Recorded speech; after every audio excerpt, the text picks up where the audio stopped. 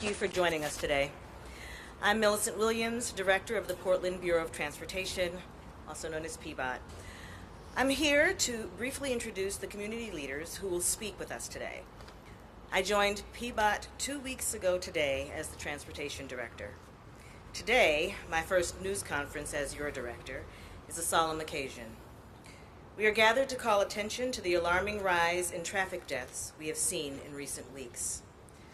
Nothing is more important than the safety and well-being of the traveling public. As your transportation director, I want you to know that I am firmly committed to Vision Zero. I will provide the leadership and collaboration we need to make our streets safer for everyone. Our speakers today include local leaders who are at the forefront of this issue. First, we'll hear from my boss, Transportation Commissioner Mingus Matz. We will then hear from Sergeant Ty Engstrom of the Portland Police Bureau's Traffic Division. Then, we are honored to have our guest, Multnomah County Chair Jessica Vega Peterson. We also have Brendan Haggerty, Manager of Healthy Homes and Communities with Multnomah County. And last, our community representative with one of the leading organizations on these issues, Sarah Iannarone, Executive Director of the Street Trust. Now let's begin with Commissioner Matz. Say their names! Say their names! Say their names! Say their names! Say their names! Say their names! Thank you very much. Thank you very much. Will you help me with their names? Sure, actually.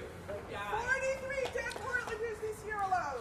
Actually, this is exactly why we're here, and I think it's appropriate, as we try to do in many transportation spaces, to begin our event by reading off the names of people who have died recently in Portland traffic accidents. Accidents, crashes. Yeah. Who drove those cars that killed people? This is exactly why we're here today. And so let's begin today by recognizing and remembering our dear departed neighbors and friends. We have Penny. I think we're looking at, yes, I think this looks like some of the people from this year. I don't know if it's a comprehensive list. We have Penny, Tyler, Mary, John, Robert, Jason, Jonathan, Catherine, Robert, Stephen, Joanna, Danielle, Laura, Larry, Adrian, Lorenzo, Lauren,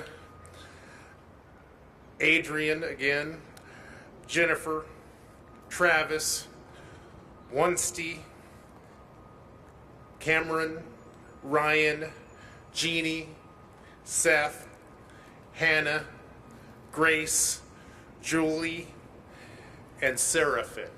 Everyone beloved and missed and mourned. You couldn't be more correct, and this is exactly why we have come here together today, friends.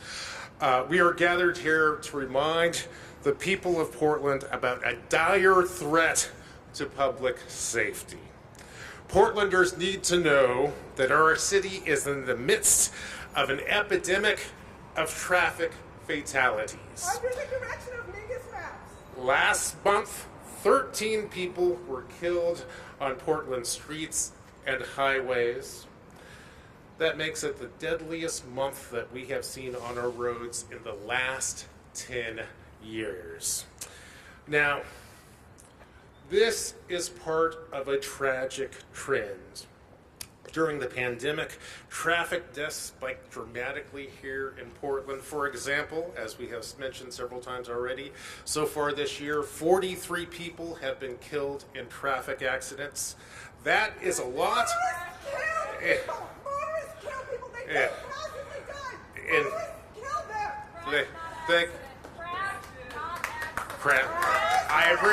I appreciate the notes. 43 people have been killed in traffic crashes. Motorists kill 43 people. Say it. Now, that's a lot. In fact, today, traffic deaths in Portland are higher than they have been in the last 30 years. Now, please, please, if I could have a chance to come and, Acknowledge the truth that motorists kill.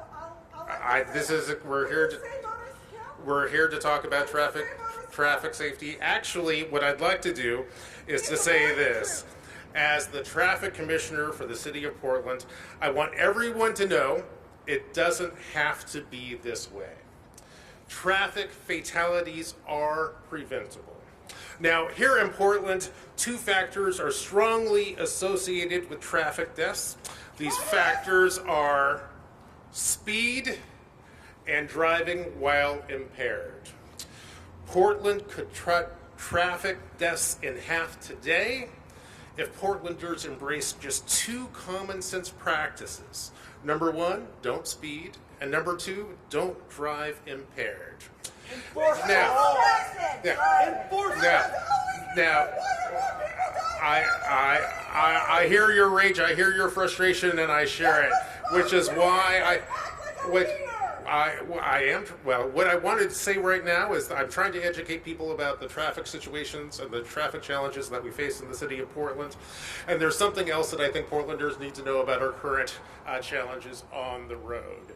Almost 80% of the traffic deaths in Portland this year occur on just 8% of our streets.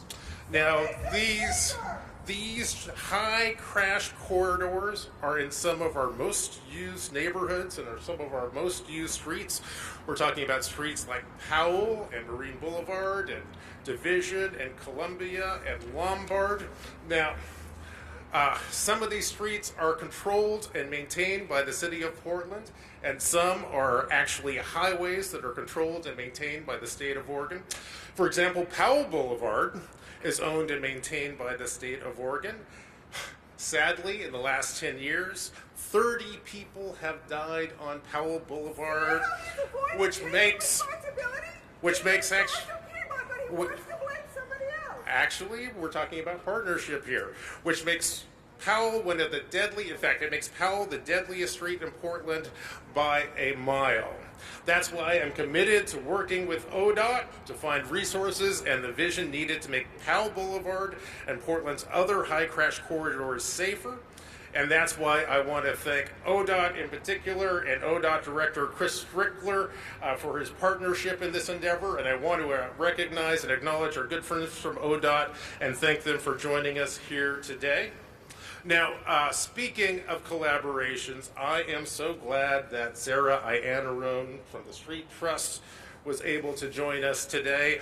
I want to thank Sarah and the Street Trust for the advocacy they bring to the project of eliminating traffic deaths here in Portland. I also want to thank Multnomah County Chair Jessica Vega Peterson and the Multnomah County Public Health Department for joining us today. We are grateful for the advocacy and expertise that the county brings to the work of making our streets safer. And I also want to thank the federal government for joining our movement to make Portland's roads safer.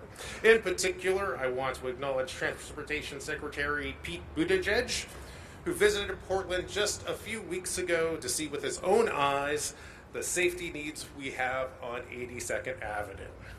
Well, I want to thank the Transportation Secretary and our federal partners for joining us in the efforts to make our streets safer. I also want to challenge the federal government to do more to make cars safer. Now, here's why. Last year, half the people killed in traffic crashes in Portland were walking or biking. One of the challenges that we face today is that cars keep getting bigger and heavier and faster, which in turn makes them more deadly. We need the federal government to make sure that cars and trucks are safe, not only for the people inside the car, but also for people who are walking in our community. Now, I want to close by sharing. Now, I want to share.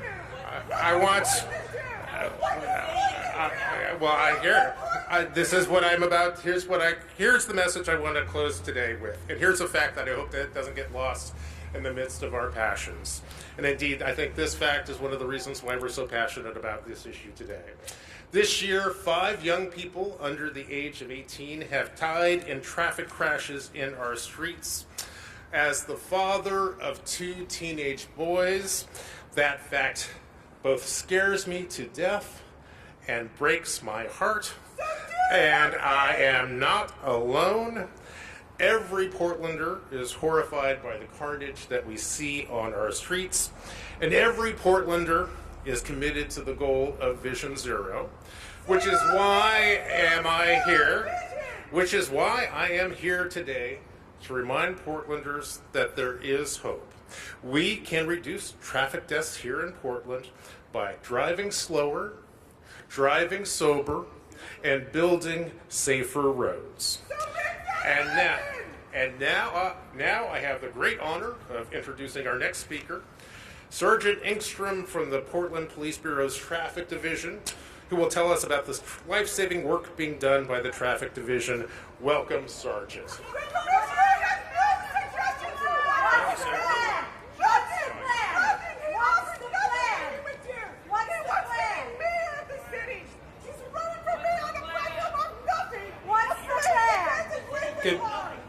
Good morning, ladies and gentlemen. Thank you for being here. I think many of you have probably been around at a few of the press conferences that I've spoken at over the years and probably, hopefully, understand the respect I have for traffic safety and how much I care about the people that are on the roadways. I've been with Portland Police Bureau for over 19 years, and about 10 and a half years of that has been in the Traffic Division. Traffic is my passion. That's where I want to be. I don't want to be anywhere else. I want to make the streets safer for all of us that are using them. Now, those names that were read, those names and the ones from last year, I was personally at probably more than half of those traffic fatalities. I'm on call right now. If my pager goes off, I have to go to a traffic death. And that's how I spend a great portion of my work days and years in the Traffic Division. It weighs on all of us to see that carnage, to see the families devastated. I've lost track of how many times I've had to go tell a parent that their child will not be coming home. I've had to leave crash scenes and call my wife to decompress a little bit afterwards because I'm thinking about my 6 kids that I have that are out on the roadways, and my young teenage drivers and young adult drivers in my household. So it is extremely important to me to make these streets safer. My kids are out there just as well as your kids. So we've had 44 deaths this year so far. 15 of them are pedestrians. Thankfully, none of them have been bicyclists yet. We're at 0 so far. Last year, as Commissioner Mapps mentioned, was a record-setting year for the number of pedestrians killed on Portland roadways. Last year was also a record high for about 3.5 decades. You have to go back to the early 80s to get a higher number of traffic deaths on our Portland roadways. So I mentioned we're at 44. Last year, as of today, we had our 39th. So last year was a record-setting year, and now we're on track for higher. So many of you will remember that a couple years ago, because of staffing issues, the Traffic Division was cut. And for 2 years, I was the only traffic member full-time. And so recently, we've got our staffing enough to where we brought back about 2/3 of our Traffic Division. In case you didn't see it in May, we now have Traffic Division coverage 7 days a week from 5 p.m. till 3 a.m., which is when we have the majority of the DUI and speed racing type instances. So almost every night,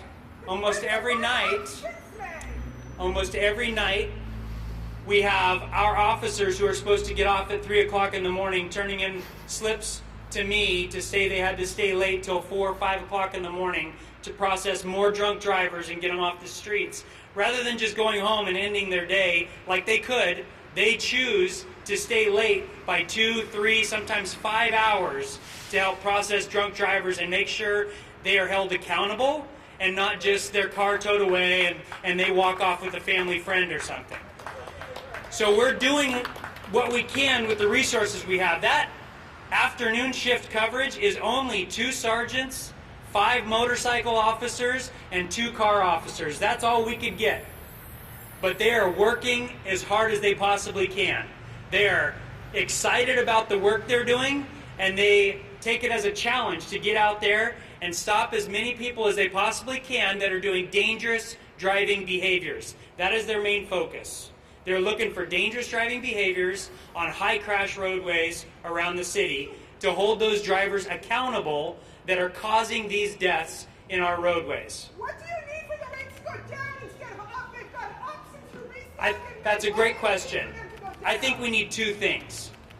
Okay? I think we need 2 things. One, we have a culture change that happened over the last several years, starting with about the age of COVID, where people feel entitled on our roadways. All motorists, all pedestrians, all bicyclists, it seems like we've forgotten how to use these roadways together safely and to share them. No, don't do that. So, don't do that.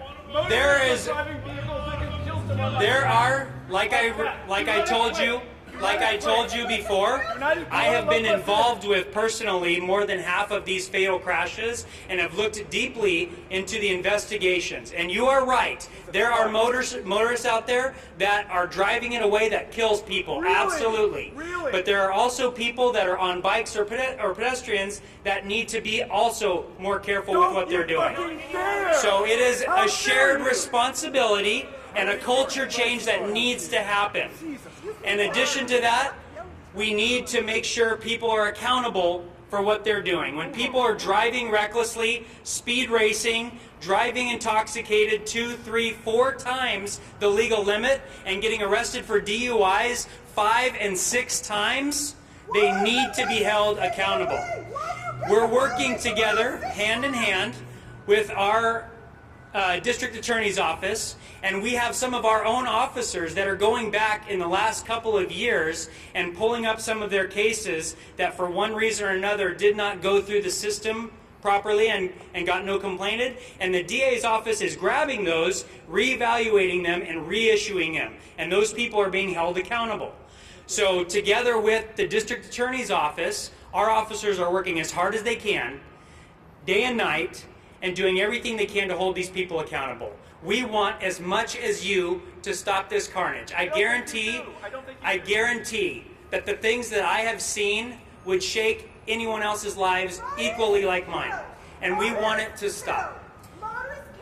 We have had at least 3 events this year that were fatal crashes that were directly related to speed racing, including some of those names that were read, with a couple of those young girls at 18 years old. 18 years old. 3 people killed in that crash. That is the first time that we can find record of a triple fatality in the city of Portland. And then just a couple weeks before that, an 11-year-old boy killed in a crash. We're doing what we can do, and we will continue to do it. And as soon as we get some more of our brand new officers off probation, I'm confident that the chief's office and the city council will work to make sure that the traffic division grows as we can afford the staffing.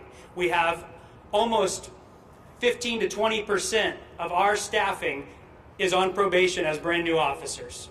And as soon as we can get them off probation, we will bring more traffic officers out of the precincts and back to where they belong to help process DUI drivers, get these speeders off the roadways, and strongly combat the dangerous driving behaviors that are taking place. Thank you for your time. I'm going to pass off the microphone to County Chair Jessica Vega Peterson for her remarks. Thank you very much. Can I ask a question? Will we have me to ask questions later? I'm sorry for the profanity earlier. That was my bad. Thank you. Please give them time. So, good morning, everyone. I want to take a minute to acknowledge the frustration and anger and fear that everyone is feeling as we're here talking about the traffic deaths, the traffic violence that is happening in our city and in our county. Yesterday, I was at home, and my 13-year-old son was so excited because he was getting ready to get on his bike to go ride around our neighborhood and visit some of the shops. And he dresses in all orange. That's what he does with his orange bike and his orange bicycle helmet. And I was so grateful because I knew that wearing orange, cars would be able to see him better. And he was ready to go. He went out, and all I could do the entire time was worry about him coming home safe. Because I have lived in East Portland for almost 20 years, and in the time that I have lived there, traffic fatalities, traffic violence happens again and again and again.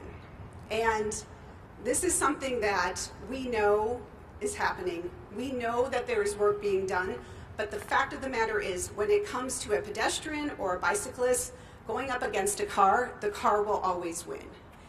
And this is something that I think about as a mom. It is something I think about as an elected official.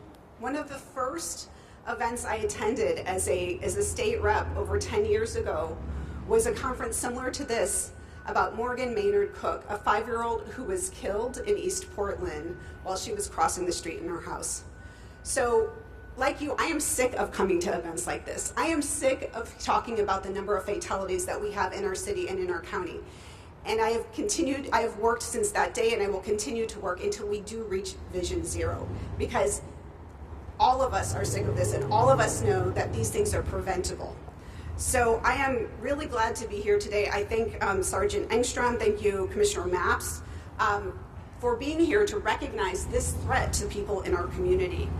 I wanted to be here in partnership with the city, because this is one of those issues that it's going to take coordination and investments from all of us to solve it. As Commissioner Mapps and Sergeant Engstrom have already addressed, we're here today to ask our community to stand with us in our work to reverse the deadly trend of traffic fatalities in our streets. Because these deaths are absolutely tragic, and they're also absolutely preventable. Today, Multnomah County releases our health department's traffic fatality report, which takes a safe system approach to addressing the trends and factors contributing to the crisis. This report, coming at this time, hits close to home for Multnomah County. Over the past 6 weeks, Multnomah County has lost 2 beloved colleagues because of traffic fatalities.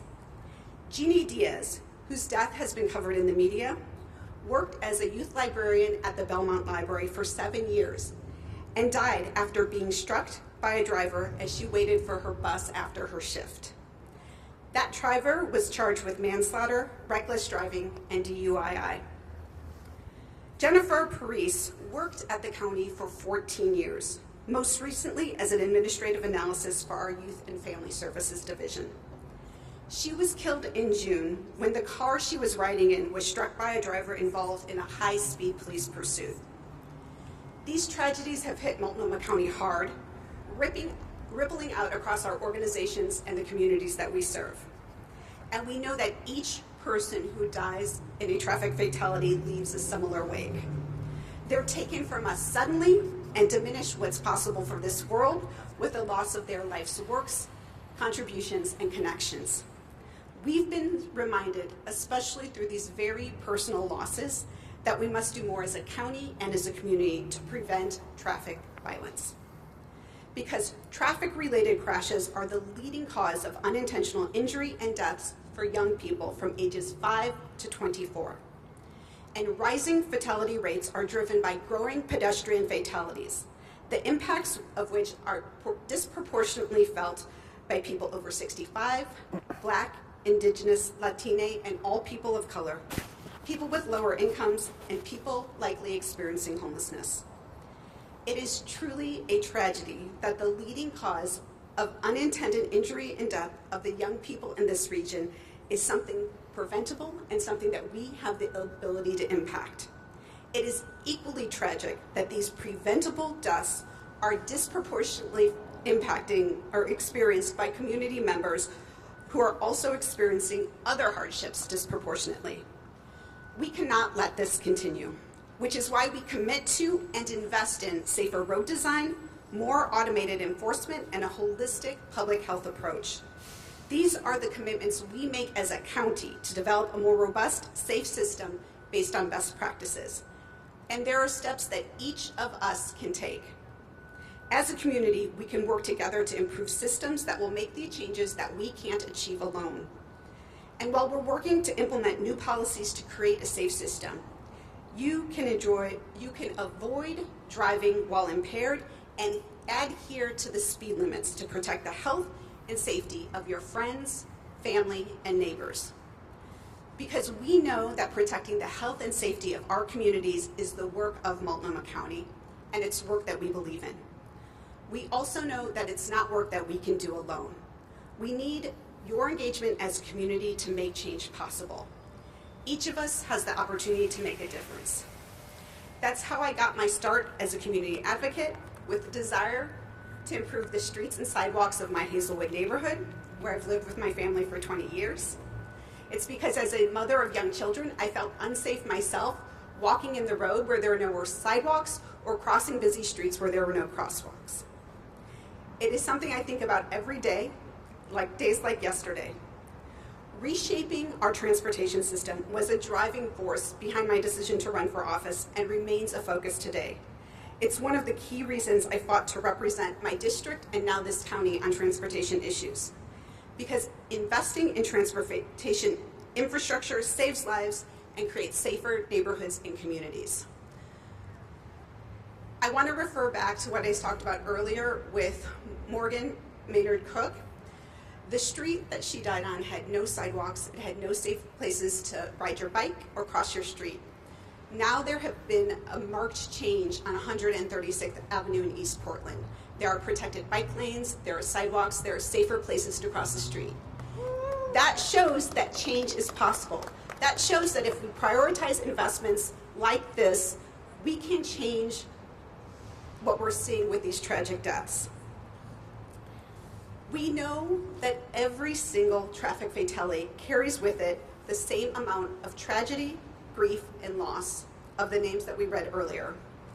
It was why I was proud as a state representative to successfully fund many transit initiatives, including 18 crossing beacons at some of the most dangerous intersections in East Portland. And it's why I bring that same fight to the work at Multnomah County. Those of us who are working in transit advocacy know how challenging it is to secure funding for safe streets. That is why we need alignment across jurisdictions and why our priorities must match our budget and funding. We will have an opportunity in 2025 when leaders across Oregon will create a responsive, innovative transportation funding packages that looks creatively and equitably at our needs and priorities. Because we deserve investments in infrastructure across our state and here in Multnomah County that keeps our communities safe and our business corridors vibrant. And every person in Multnomah County, especially the most vulnerable among us, deserves safe driving and walking conditions where they work, live, and play.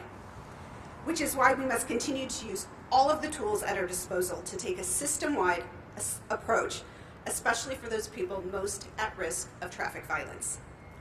That means for the county, we're working to get more people safely off the streets and into shelter and housing, and addressing the fentanyl epidemic and other substance abuse that is sending shockwaves across our community. As chair, these are my top priorities because I know safety on our street depends on it. Transportation's work of improving infrastructure through capital projects is the main driver of a near 6% increase in my fiscal year 2024 budget. The fiscal year 2024 budget invested in improvements in Multnomah County and East County, including Southwest 257th Drive safety improvements and the Sandy Boulevard improvement project. Together, those are over $5 million of improvements for East County. The report our Public Health Division releases today is another important tool to create the conditions our community members need to be safe. The report summarizes regional traffic fatality trends and capitalizes on data to help us build better policy because knowledge is powerful.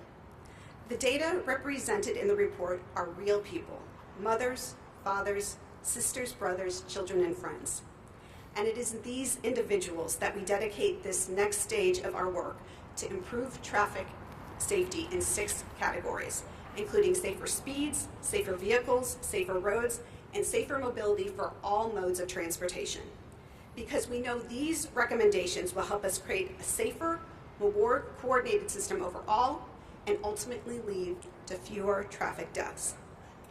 I want to close by saying how much I appreciate our partnership with the city in Portland.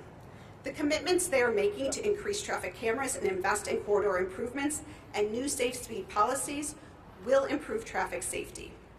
I also appreciate the chance to speak to Multnomah County's specific role in creating the change that we need to see. This is a responsibility I take very seriously. And our recommendations as our local public health authority are a primary driver in creating a coordinated system to save health and save lives. To give more specifics about how, I'm pleased to turn the podium over to Brendan Haggerty, the Healthy Homes and Communities Manager at Multnomah County Health Department. Thank you, Chair. So, unintentional injuries, including traffic crash injuries, are a leading cause of death. They're the third leading cause of death in Multnomah County. And the thing about leading causes of death is that they touch all of us. Just like most of us know someone who's been affected by cancer, almost all of us know someone or will know someone whose life has been touched by traffic injuries. For me, the most recent tragedy is the loss of my colleague at the county, who was also my child's librarian. Each loss is a beloved member of our community. It's real pain on a human level. People are being hurt and killed on our roads. But as we've heard today, every one of these deaths is preventable. When we look at this from a public health perspective, it's especially alarming for three reasons. First, as I mentioned, it's a leading cause of death, and we pay close attention to leading causes of death. Second, the trend is going up. As recently as 2014, we had just 28 deaths on roadways in Multnomah County. And over the last 3 years, we've had more than 80 annually. And the third reason this is especially alarming for public health is that we see racial disparities. In Multnomah County, the death rate from traffic crashes among the black population is about twice the rate as the non-Hispanic white population. So in response to this alarming situation, my colleagues in public health have dug deeply into the data and looked at it from an epidemiology perspective. For the first time, we compiled data from medical examiner investigation records, which is a data source not typically used in traffic safety analysis. And today we're releasing the findings in the report.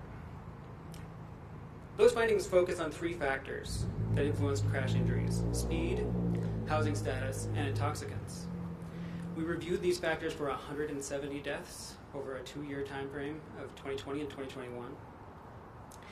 And I'm going to share just a few of the findings with you now, but I encourage folks to look through the whole report for more detail. First, our findings on speed. The risk of serious injury and deaths increases exponentially as speed increases, which is why the World Health Organization recommends a maximum of 30 miles an hour on urban roadways. We found that excessive speed was a factor in 42% of traffic crash deaths over that 2-year time frame. Next, we looked at housing status. People who experience houselessness are more likely to be killed in a traffic crash. And this is consistent with our understanding of exposure and risk. People who spend a lot of their time outdoors near roads or even living in the right-of-way are way more exposed to the risk of injury from cars and trucks. Over that 2-year time frame, we found that a quarter of all traffic crash fatalities were people experiencing houselessness. Finally, we looked at intoxicants, and we found that drugs and alcohol were really often present in people killed in traffic crashes, with 4 out of 5 victims testing positive for at least one intoxicant. That does not necessarily indicate impairment, but it is a very high proportion. The good news is that communities across the country and around the world have shown us what works to prevent these deaths. When we look at common elements of effective strategies, they fall into a set of principles called a safe system approach, which you've heard discussed today. One of the critical insights of that approach is that humans make mistakes, and our system should be built so that when mistakes happen, they don't result in serious injury. Safe systems include safe speeds, safe vehicles, safe road users, safe roads, and safe post-crash care. A critical part of that safe system is safe road users, and the county's piece of that is helping with more stable housing and more behavioral health support. Where we rely on cities is for safer roads, and what PBOT has done with corridor improvements such as on Outer Division is an excellent example of making our most dangerous corridors safer.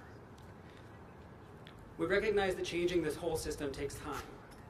And while the county works to enhance behavioral health resources and the city works to make our roads safer, there are proven ways to reduce harm in the meantime. Automated enforcement is a good example. We're very optimistic about the City of Portland's plan to install 40 traffic cameras in the next year. In combination with corridor improvements and safe speed policies, this is meaningful progress toward a safe system. We will continue to partner with the city to address this public health issue, and public health will continue to use the tools of epidemiology to understand the risks. And now I'd like to invite Sarah Iannaron, the Executive Director of the Street Trust, to come share her perspective.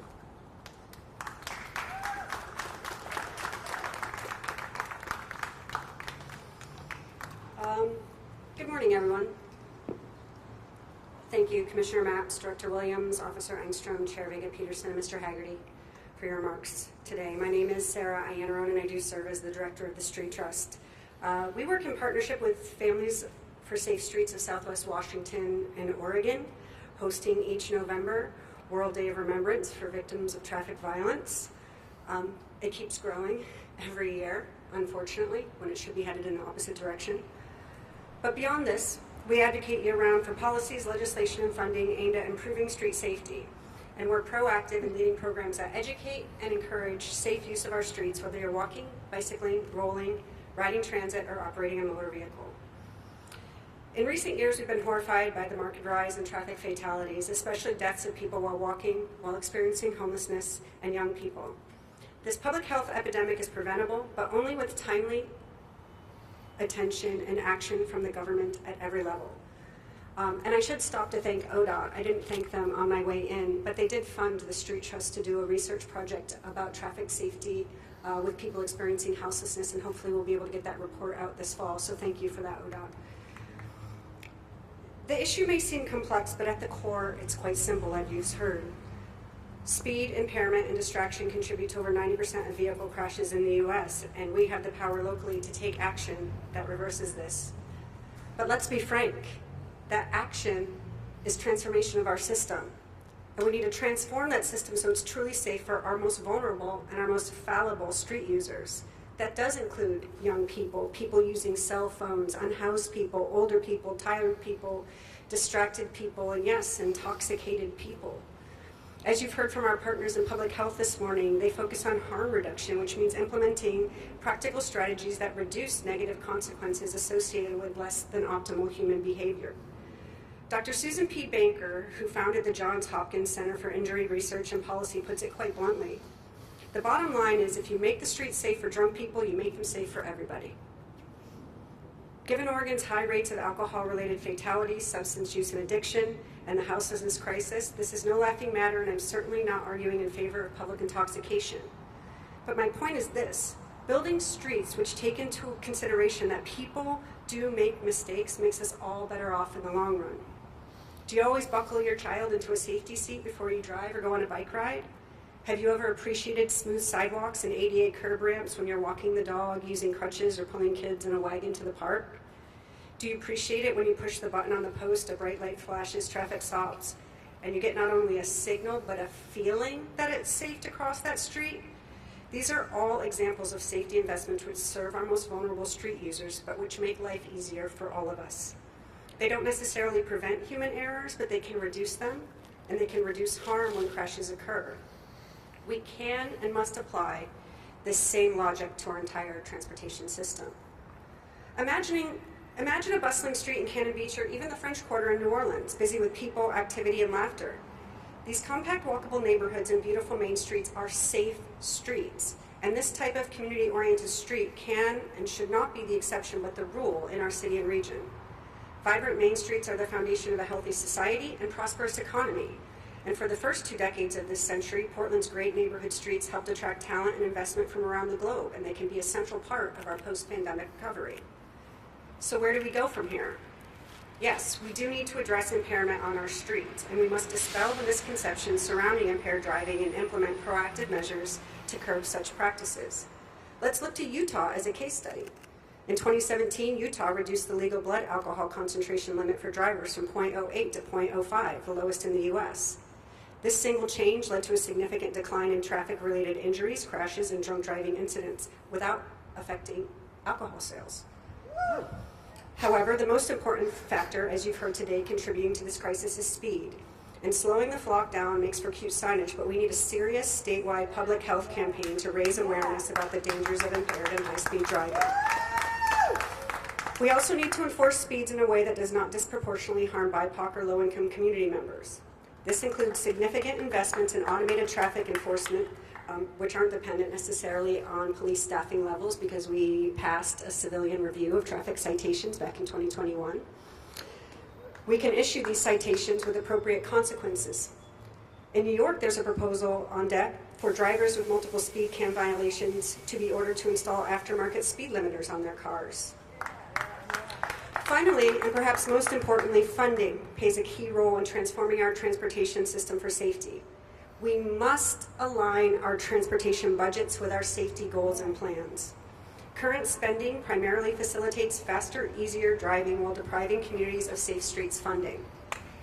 In addition to changing our spending habits, the revenue supporting safe system must adapt as well. As the way people choose to travel evolves, we must explore multiple alternatives to the gas tax for paying for a safe system. While we are grateful for proposals forwarded by our colleagues across government today, the Street Trust calls for more impactful systemic changes and strategic investments to help people drive slower and less often, and to adopt other non-driving modes more safely and frequently. This can only happen through ongoing collaboration between local authorities, schools, businesses, and the public. Today, I invite you to join the Street Trust in our fight for safer streets. Let's start by encouraging our neighbors in the short term to behave more safely. Let's engage them in grassroots movement building, because it's going to take more than this to get a 3/5 vote in the legislature in 2025. And let's make sure that we're all standing together for safe streets. Thank you very much for your time today.